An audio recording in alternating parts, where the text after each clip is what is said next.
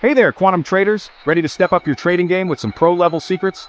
Today, I'm spilling the beans on hidden indicators that top traders don't want you to know about. Let's dive in. First up, we've got the accumulation distribution line.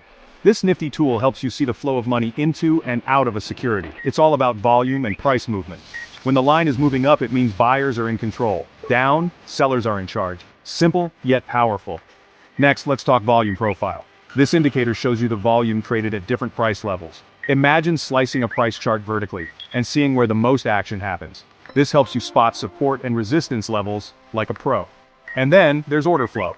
This one's a bit more advanced, but oh so revealing. It lets you see the real-time buying and selling pressure in the market.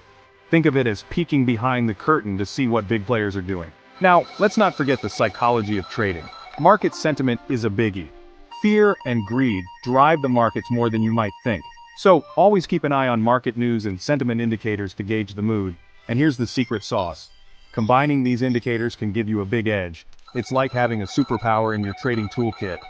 Accumulation distribution line for trend confirmation, volume profile for support and resistance, and order flow for real-time insights. So there you have it, folks.